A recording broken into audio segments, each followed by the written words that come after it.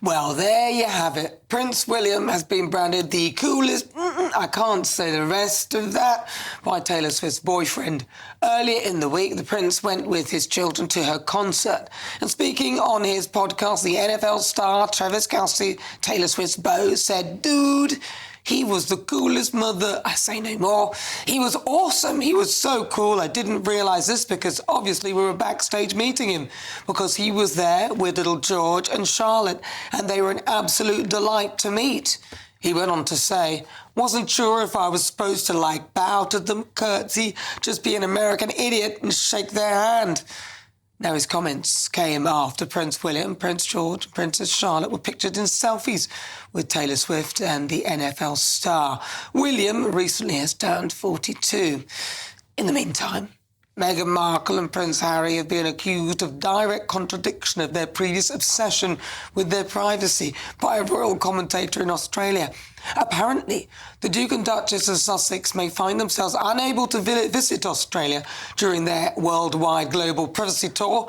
It's claimed that despite the resounding success of their recent trip to Nigeria because of a possible diary clash with King Charles and Queen Camilla's forthcoming tour of the country in October. I mean, can you imagine it? They obviously can't go where Charles and Camilla go and at the same time because they will look like imposters. Apparently, Prince Harry said he wanted to do more of these. Yeah, I bet he does. Wasn't that what you were doing as a working royal? Now you just want all the gloss of being royal without making any effort with the people who gave you the privilege to be there. Instead, you appear to despise us. It's all a bit of a contradiction, really, seeing as they wanted privacy.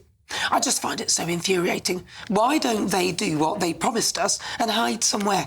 I know people will say, well, don't talk about them. But I tried that and they just kept coming back with more and more nonsense, like launching dog biscuits and jams on the King's birthday. Raspberry this time, not strawberry. Or was it strawberry and not raspberry? I mean, who cares? Another thing that's come out is Meghan's portrait. An artist has created the returning White Queen, depicting Meghan Markle as Elizabeth Woodville, known as the White Queen from history. Angela Levin joins me now. Angela, tell me about this, the returning White Queen. Interesting. Yes, well, this man called Dan Llewellyn Hall, he's doing an exhibition exploring historical figures in the royal family, and he wants to use them as royal outcase.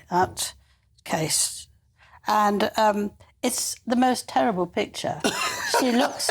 I do say this for her because it's not attractive. But Meghan is beautiful. Grey. I mean, even if you don't like it, you have to admit that she's stunning. It's grey, and it looks as if she's got one of those buckets you have in your study where you put lots of paper hanging over her head. No. I mean, it's just the most extraordinary thing I have ever seen, and it's absolutely awful. But Harry is called the Bonnie Prince Harry. He's not Bonnie Prince Harry. Yes, Bonnie Prince Harry. You can't recognise him. I mean, if you showed people who didn't know who they were, they'd have no idea. Nonetheless, I hope his exhibition does well, but I don't think it will linger in our minds. What I would like to do, on the basis of what you said, is Harry has made a big plea that he's desperate to go and be with Catherine because he wants to actually be side to side with her. Really? And he wants to see the two younger children. And it's so annoying. Like, you might get furious about something. I'm furious about this because he's been so rude about her and he's been so rude about William. I mean, he's called them trapped as he was leaving the royal family, so they were trapped. And he's also said that he feels, although William has made it clear his kids are not my responsibility, I still feel responsibility because at least one of them will be a spare. So that means George has been worked out, but that's it. Have you ever heard anything so outrageous? This was in his book, wasn't it? Yes, that William would allow him to look after. He's still trying to do that now. It's just come back again, that this is what he wants to do. Well, of course, Catherine won't see him because she needs to be calm and quiet. And I can't imagine him going in there not saying something about, why don't you apologise to Meghan and make it all right? So that's all she needs. It's not something I know, but I can't imagine him not mentioning her. But to say this, he's very different from those two children. They're absolutely fabulous. And to say that is so rude and so hurtful. And William is absolutely certain that he's not going to come and do it. But how he can keep on and on, I mean, he's very determined and it's not going anywhere. Well, do you know, I would be more than happy to be a spare. I'm happy. I would be a spare. I would take the money, the privilege and everything, and I'd enjoy my life and be thankful for the privilege, instead of seeing it as some sort of terrible thing that could happen to one of these children. Yes, but you can see how they're bringing them up, that they each have their own side of things that they want to do, and they're brought up like normal children. And Harry and William weren't, because they had a very difficult childhood.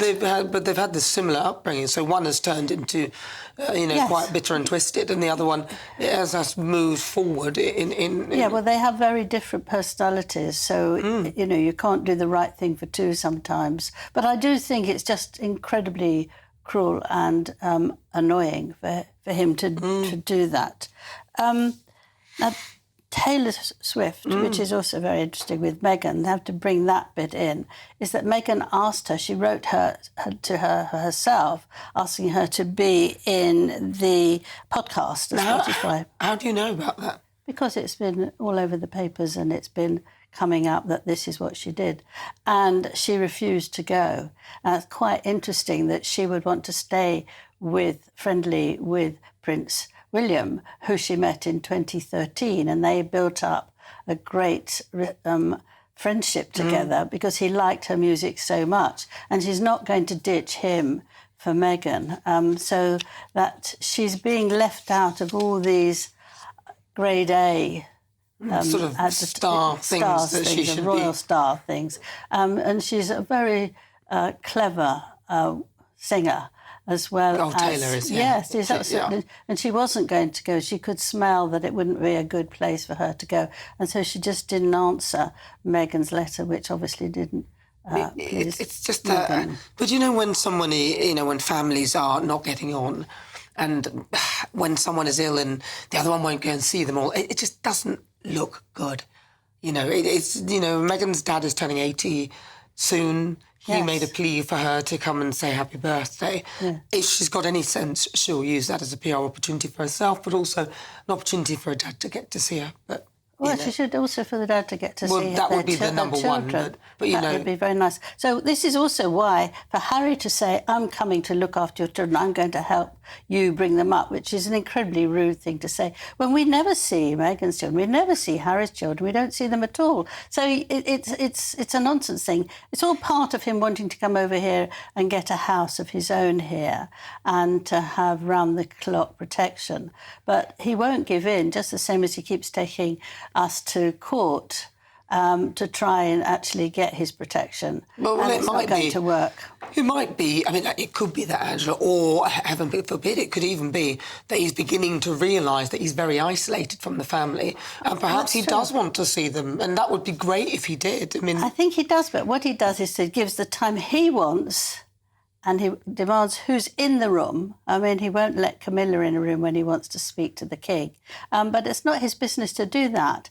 And if he said, look, can I come to the UK?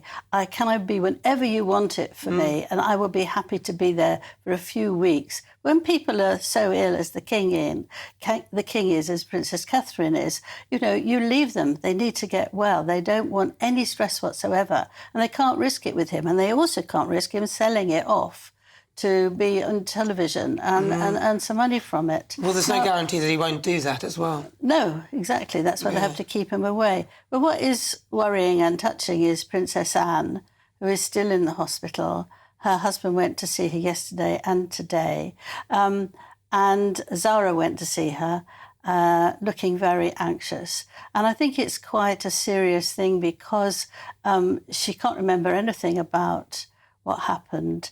And for a woman who is her age, over 70, you have to be very careful.